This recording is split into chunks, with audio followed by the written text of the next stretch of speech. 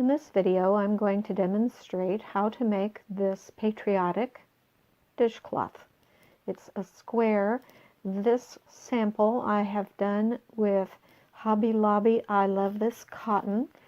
The colors are royal, white, and red. This is a very soft, supple dishcloth, and these bright colors should probably be set with vinegar or salt water before using it as a dishcloth. Otherwise, always make sure that you only use it in cold water, because these colors, in my experience, can run.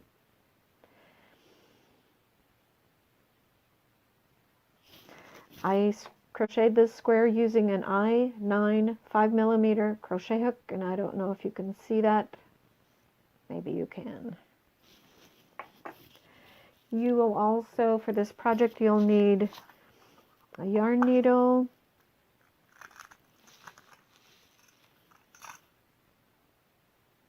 and one stitch marker. And you can use a piece of yarn instead of a stitch marker.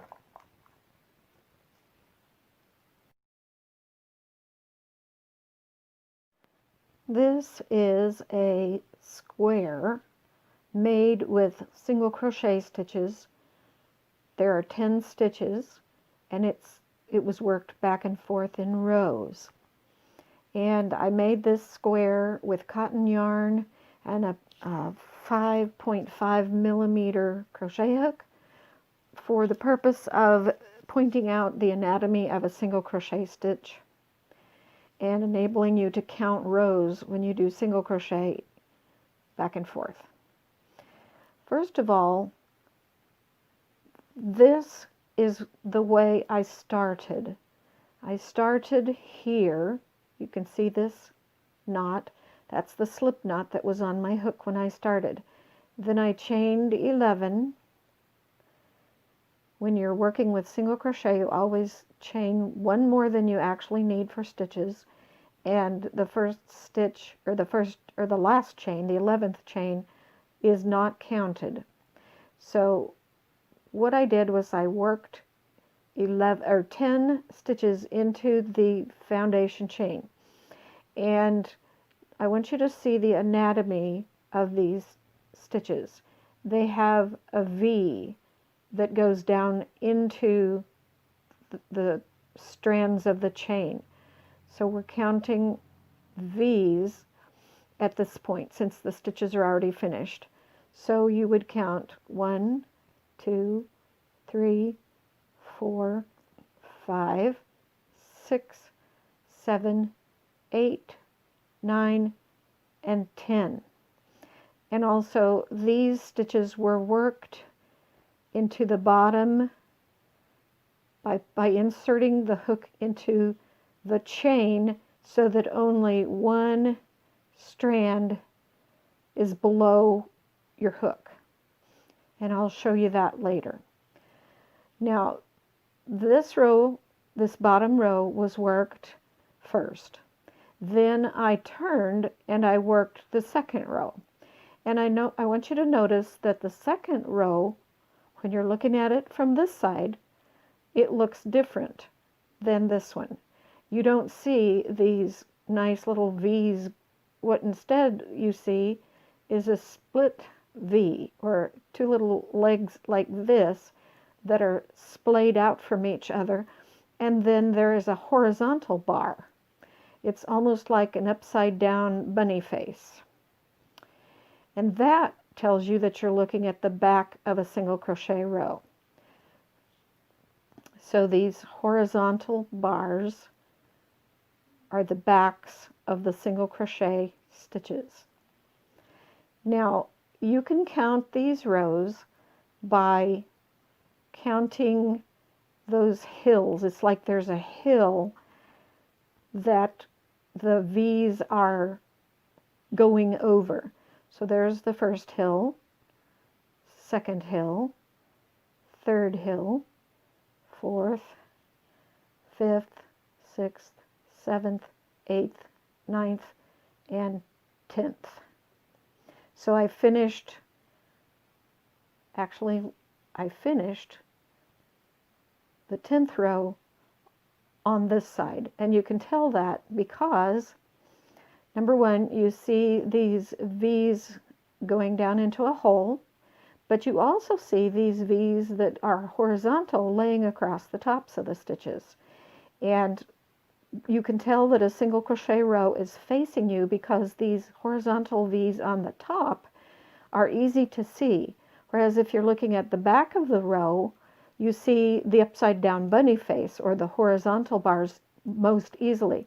And in order to see the V on top of the row, you have to turn it like this.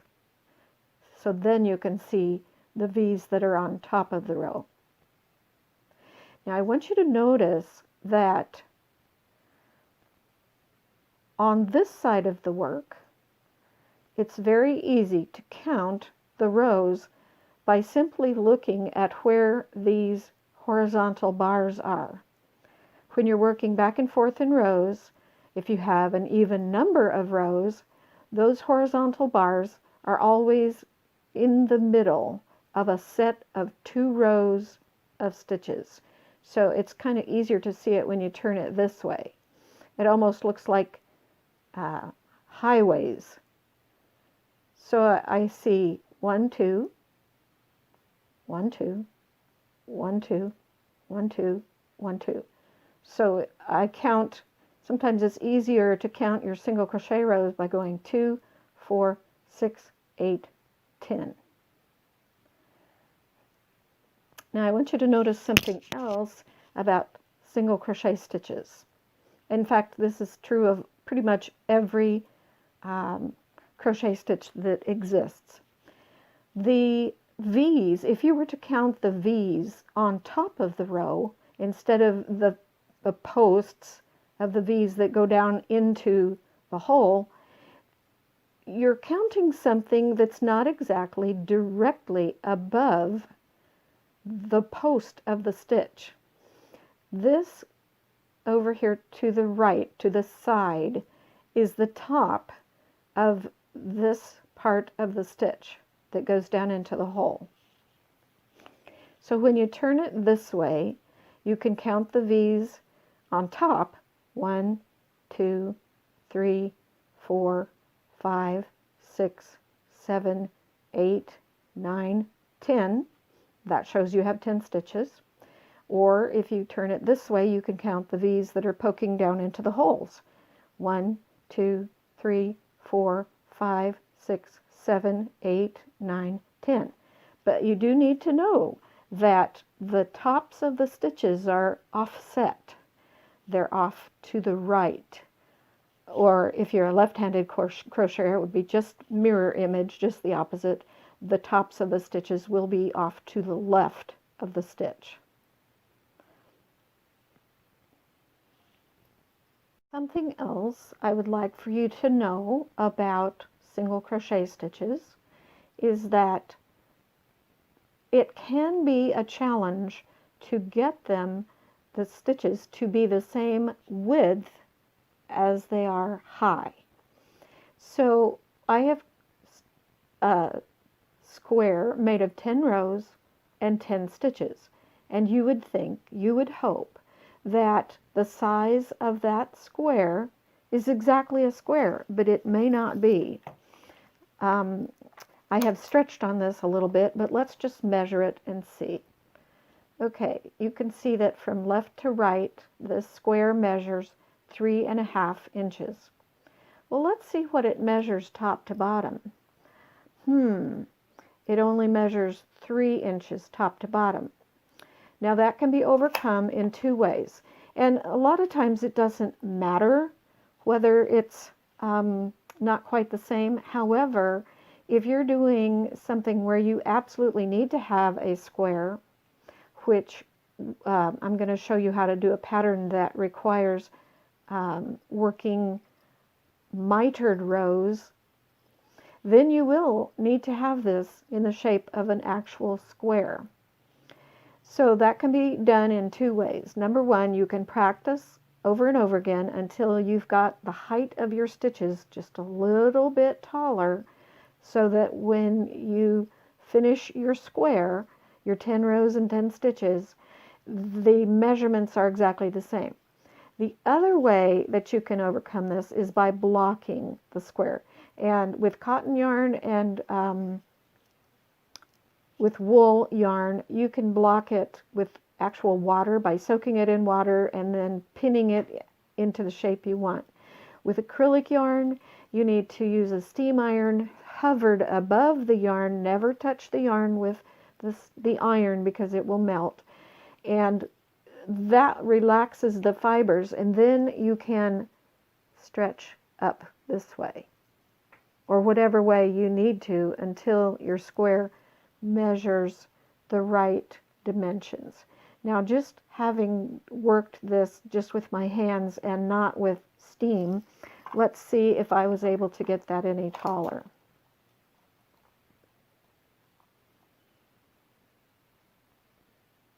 Not really.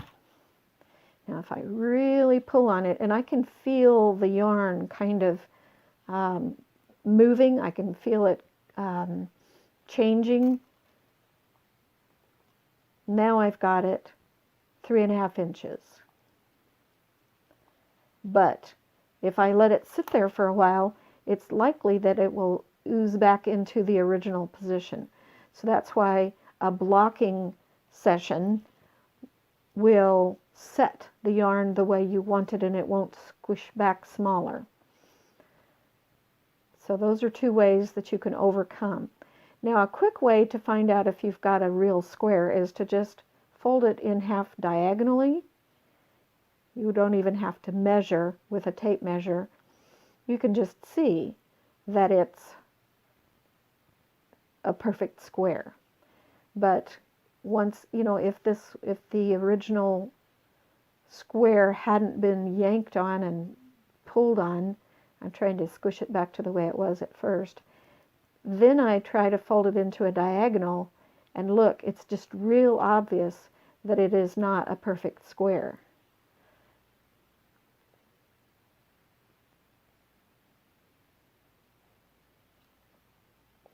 So there's your lesson about single crochet done in back and forth rows.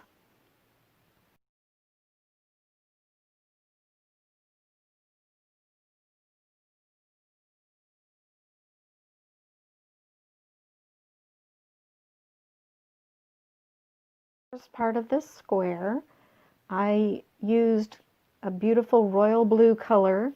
This that I'm holding right now is acrylic yarn. I did the original with cotton yarn, and I would do the demo with that, except I ran out of the white in the cotton, and so I'm going to do my demo with acrylic yarn. This is Caron Simply Soft. It's about the same weight, size, thickness as Hobby Lobby I Love This Cotton. Now, because this dark blue is so difficult to see on camera, for the demo, just for the demo only, of the first part of the square, I'm going to be using this bright green yarn so that you can see exactly what I'm doing. But this part is just demo, and I'll switch over to the blue once I'm finished with this initial small square. So, to start, make a slip knot, and I make a slip knot by wrapping the yarn around 2 fingers, making an X, holding the upper part of the X with my thumb and the lower part of the X with my fingers. Insert the hook under the top part of the X, the top right part, grab the top left part, pull it through, and then slip my fingers out of the loop and pull on both strands of yarn to make the knot tighter. And at this point I need to pull on the working yarn, and the working yarn is the one that's connected to the ball of yarn, until the knot is somewhat snug on the hook. You do want the hook to be able to continually slide back and forth within the loop. And the way I tension my yarn is I start by wrapping it around my little finger. Let me do that again. Wrapping it around my little finger and then coming up and over my index finger. I'll do that again. Wrap, wrap. Then I hold on to the knot, the finished part of the project, with my thumb and my second finger, and I leave my index finger up in the air to enable the yarn to come at a diagonal angle that enables me to wrap it around my hook more easily. And I move the hook at angles like this. So a chain stitch starts with yarning over the hook, then you pull that through the loop. We have got our first chain stitch. 2, 3, 4, 5, 6. Be careful not to get your chain stitches too tight because you're going to need to work back into them later. Oh, I lost count. Let's count these stitches, and let me show you how to count your chain stitches. Make sure that the fronts of the stitches are facing you, and you know you're looking at the front because you're looking at these V's. Make sure the V's are facing you. If they're not facing you, it looks like this, and it's hard to tell what you're supposed to do. So make sure you twist it or untwist it until the V's all face you. So let's count the V's. Not counting the one on the hook. 1, 2, 3, 4, 5, 6. Okay, I need 11 stitches, so I need to do 4 more. 7, 8, 9,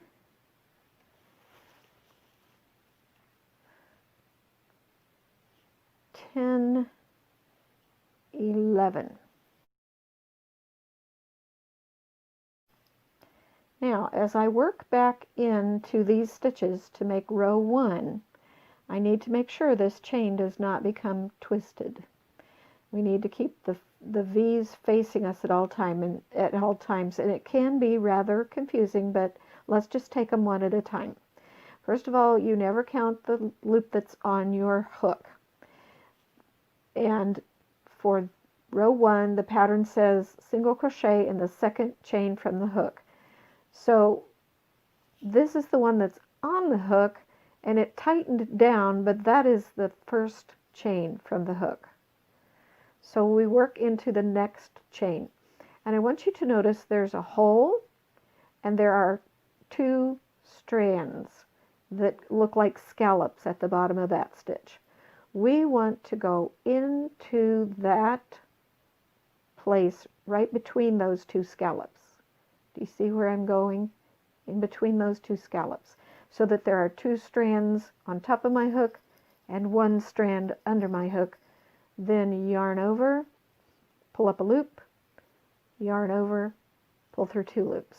And we have now created our first single crochet stitch. Let's do that again. There's a hole and there are 2 scallops. We go into the far left scallop. Might need to poke in there a little bit and make it bigger. Make sure that there are 2 strands above the hook and 1 strand below. Yarn over, pull up a loop, yarn over again, pull through both loops. And I'll tell you that the first row of any piece of crochet is always the most fiddly and the most frustrating. So now it looks like it's hard to tell where to be putting our stitch next because it's not real clear. So we kind of need to loosen things up a little bit. And there's a hole, there's a strand, and there's a strand. So we go under that strand.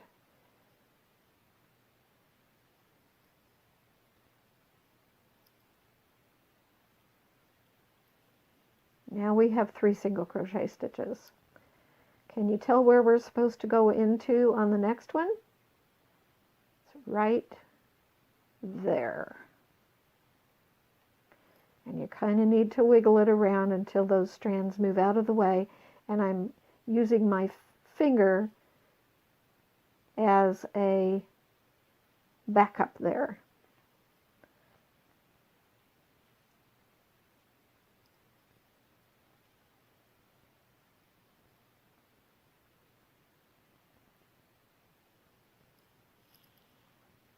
There are other ways to work your foundation row or your first row of single crochet, but for this pattern I'm going to have you do it this way so that underneath each single crochet stitch is simply one strand of the original chain.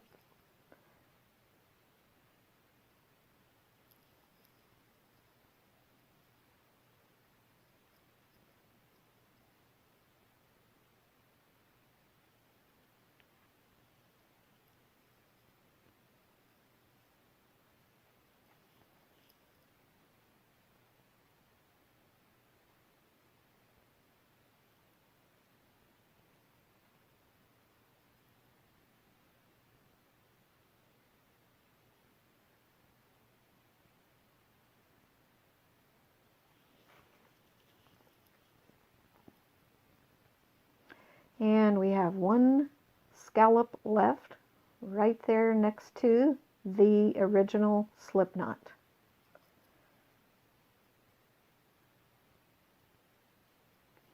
Okay, now let's take a pause and make sure that we have the correct number of stitches. And this time I'm counting backwards.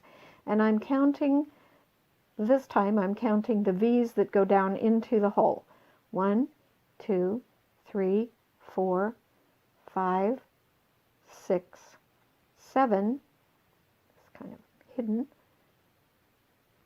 8, 9, 10. Let's count the tops of the stitches. It might be a little bit easier. 1, 2, 3, 4, 5, 6, 7, 8, 9, 10. Okay. Let's look at the back of that. Do you see the upside down bunny faces? The horizontal bar with the 2 legs that are splayed out? Let's count the backs of the stitches. 1, 2, 3, 4, 5, 6, 7, 8, 9, 10. Okay. Taking up where we left off, and when I put my hook back in, I always make sure that the working yarn is coming over the front of the stitch, or I mean the hook. So if I pull up on it, the front loop is the one that moves along with this strand over here.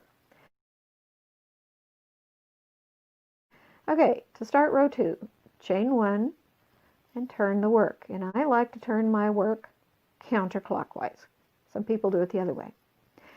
Now, for row 2, we are working into the backs of the stitches, and that looks a little bit different. The first place we stitch is right there into that very first hole.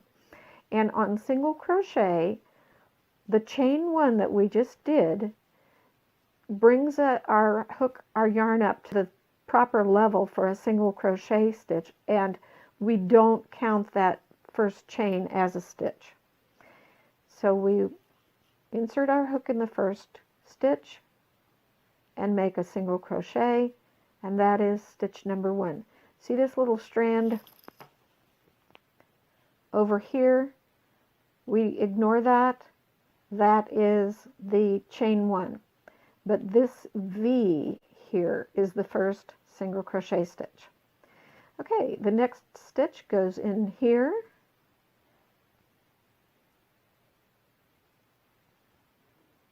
And continue on across.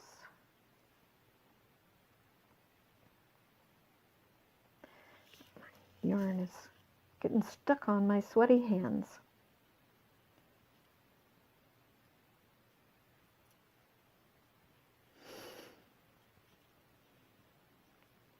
Cotton yarn, especially this kind. This is Peaches and Cream. It's actually kitchen cotton, which is wonderful stuff, but for beginners especially, it is kind of rough to work with.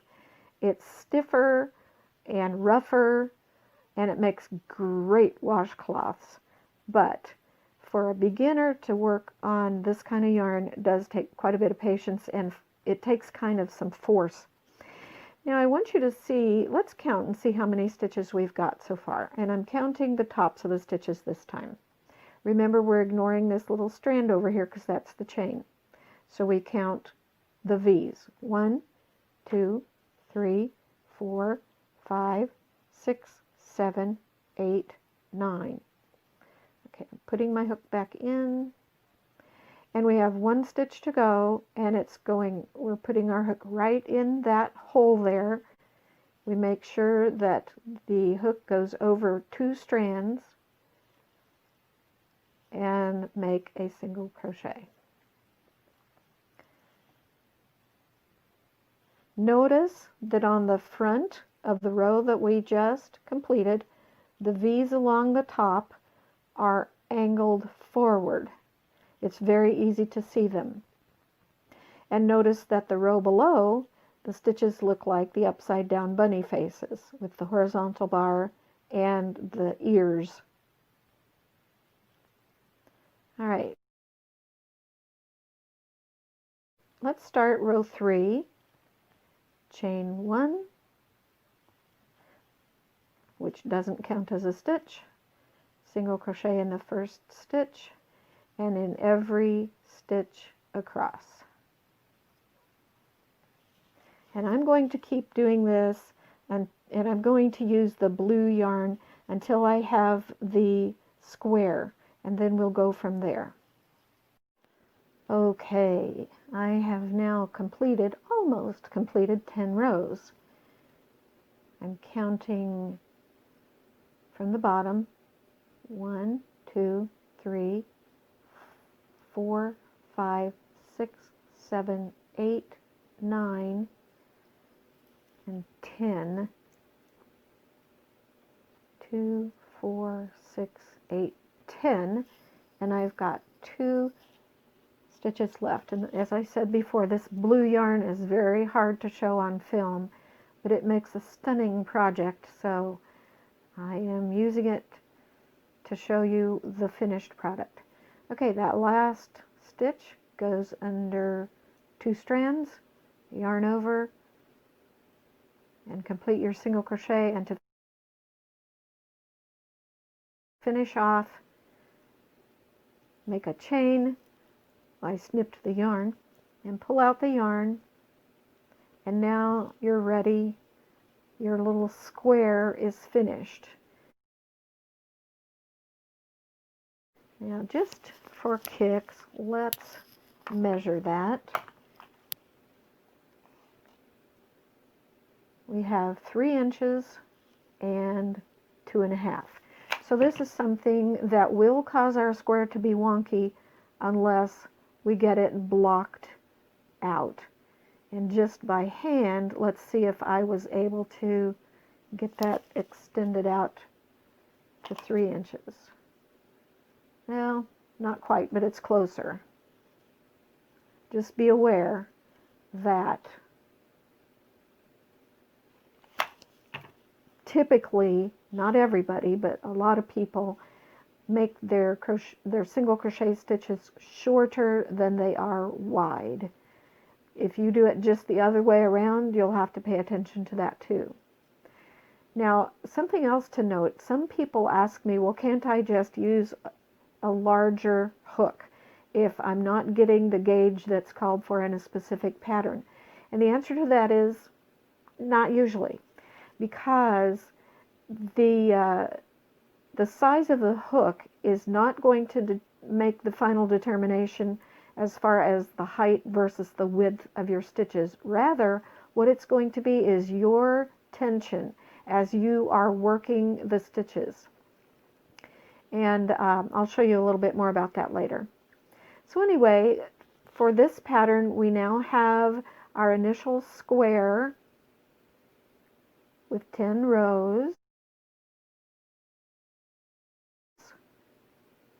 And the pattern says to situate the square so that the first row, which is this row right here, is at the top, and the backs of the stitches, and I don't know if you can see, but those are the little bunny faces, are facing you. So the original slip knot is right here, and it should be in the upper left hand corner, and the knot that we just finished with is in the bottom right corner. So that's how you know whether the square is facing correctly.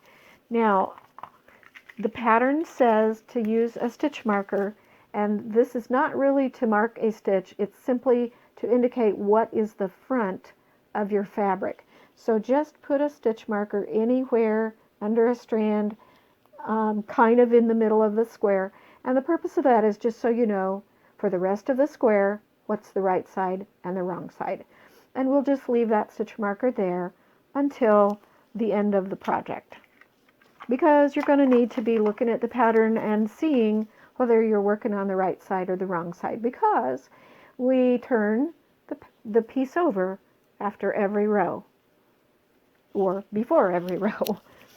Okay. Okay, we're ready now to make the mitered rows.